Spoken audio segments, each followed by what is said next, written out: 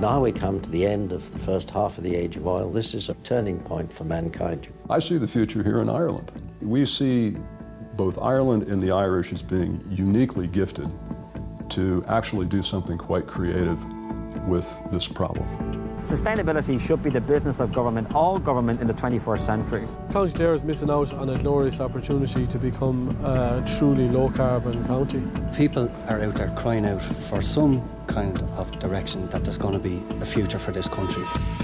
Ireland should be the Saudi Arabia of the world for exploiting wind and ocean energy, yet we're more reliant than ever on imported fossil fuels.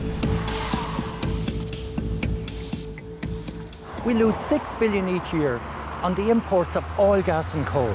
That's a massive drain on our weak and shrinking economy. Our excessive dependence on fossil fuels has had a major impact on our environment.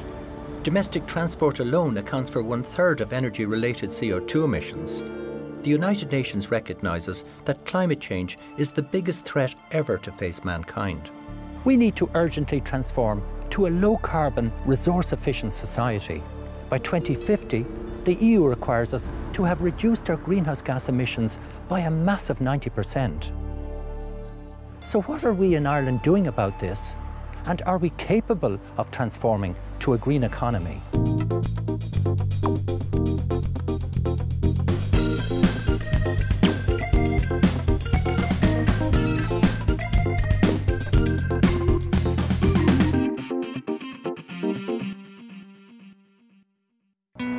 The world's population now stands at 7 billion people, and we now pump a massive 30 gigatons of energy-related CO2 into the atmosphere every year.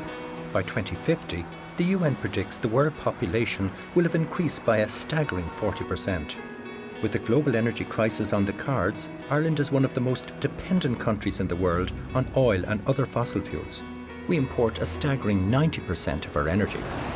As world population rises, so will demand for food. Ireland imports €5 billion worth of food annually, and together with energy, that's 11 billion drained from our economy each year. Food production and oil are intrinsically linked. Practically everything we eat and touch has been produced with the help of the miracle substance oil. We've become so accustomed to it that we take the energy that it supplies for granted. In this programme, I'll be exploring the challenges and opportunities for Ireland in this new global paradigm, and just what it takes to become a truly green economy. I'm off to meet Dr. John Barry, a lecturer at Queen's University with an expertise in political economy and sustainable development. There's a tremendous opportunity to green finance, for a different economic model to be at the heart of government, driving forward, putting in place new policies to get investment in low carbon living, getting investment in terms of providing the quality of life that our people deserve. But it does mean challenging ourselves as a people and indeed as government. In my own view, it is about weaning ourselves off, not just oil, we have to wean ourselves off a particular economic growth system, which we've had for the last 40 years. When you look at the developed world today, and Ireland being part of that, are we consuming at a rate that's greater than the natural resources can replenish?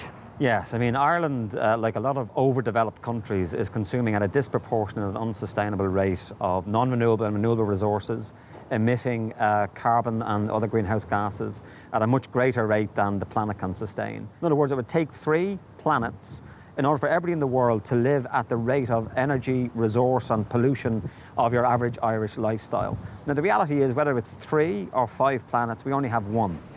And at the moment, our planet is running on energy supplied by fossil fuels. Apart from the threat of climate change, experts say the world's total energy availability of these fuels is declining.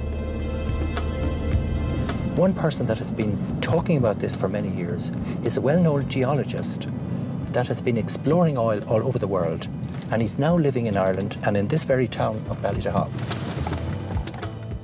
Dr. Colin Campbell has spent over 50 years working as an oil geologist for the biggest companies in the world. He's now well established as the world's leading expert on the subject of peak oil. His life as an oilman has transformed him into the most unlikely of environmentalists. In 1966, I was asked to make an evaluation of Colombia. That gave me a kind of perception of the limits of that particular country. I had no idea of the wider world then. But then later I was in Chicago with Amoco in 1969, and they made a world study now, and I did Latin America. And I could see that this pattern I'd already identified in Colombia applied in every country. This model shows a sort of plateau. This is in production now. That's here. production, right. The term peak oil refers to the maximum rate of its production, recognising that oil is a finite resource subject to depletion. In this chart, we can clearly see the peak of discovery was passed in the 1960s. And the disturbing fact for all of us is that we could now be past the peak of production. The peak of regular conventional, as we can call it, was in 2005, and the peak of all categories was in 2008. And there's a great debate raging as to the precise date of peak, but it misses the point, because what really matters is not the peak itself or the date, whether it's last year, next year, 5 years out, it doesn't matter. What matters is the vision of the long decline on the other side of it. And that's imposed by nature. There's no debate about that, really. Facing the decline is a very big subject, and it's a very difficult subject, because the whole experience of mankind over the last 100 years or so has been based on economic expansion driven by the easy oil that poured out of the ground, providing the energy for manufacturing, transport, you name it. So this was a very exceptional chapter in history, and it also gave rise to, so to speak, the concept of economics, whereby the market dictates. So if you want more oil, drill more wells, is the simplistic sort of economist's reaction to this situation. It is very difficult for the economists to get their head around a finite limit imposed by nature that is not controlled by the market or economic factors. It gives the overall pattern, but by 250 it's down here, somewhere in this range down here. Incredible drop here, though, isn't it?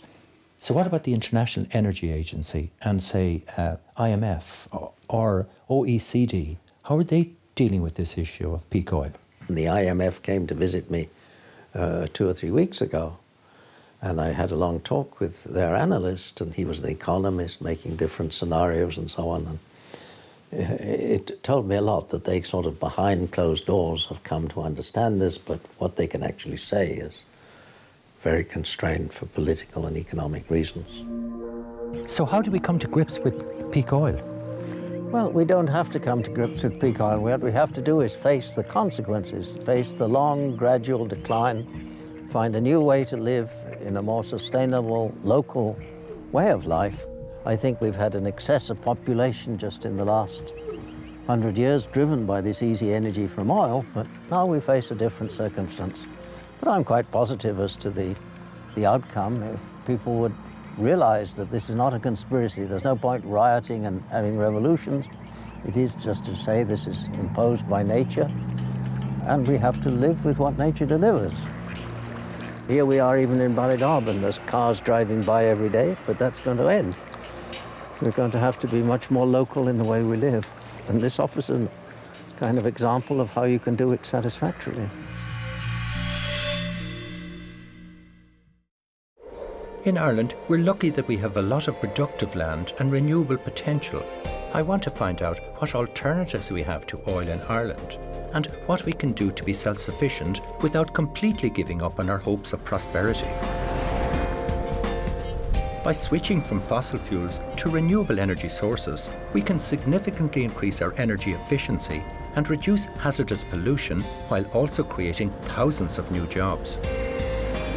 I'm on my way to Teagasc Research Centre in Carlow, where Dr. Barry Castellan, a bioenergy specialist, is cultivating energy crops, such as miscanthus and willow. These can be used to replace oil in home heating. So for a typical home in Ireland that's heated by oil, how much area of land would you need for, say, a crop like this of willow? A half a hectare or just 1 acre would be sufficient to heat the average home per year. The average house would use in the region of around 2,000 litres of kerosene home heating oil per year, and 1 hectare of willow will produce in the region of around 4,000 to 4,500 litres of home heating oil equivalent per year. Make that economic, how much area of land would you require to grow?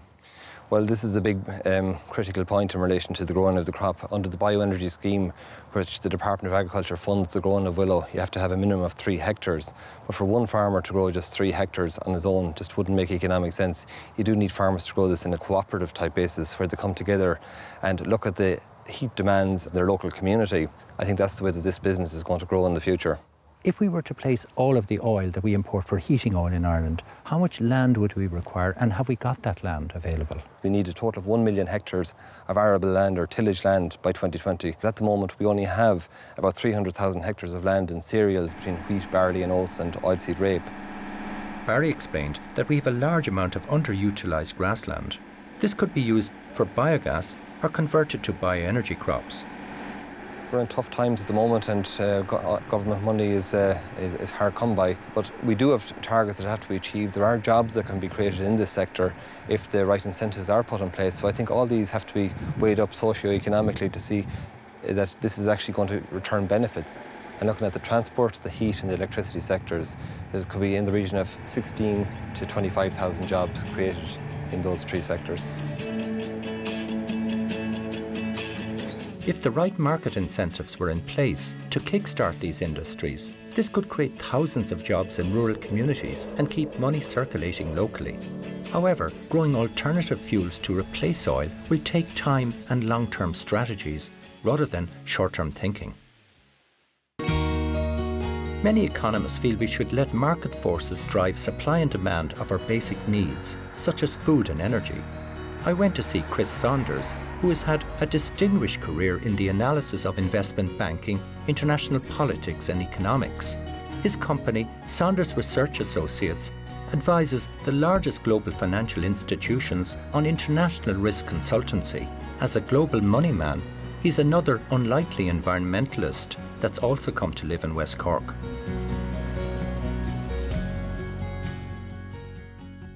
The financial system is uniquely vulnerable because it's predicated on the issuance of debt.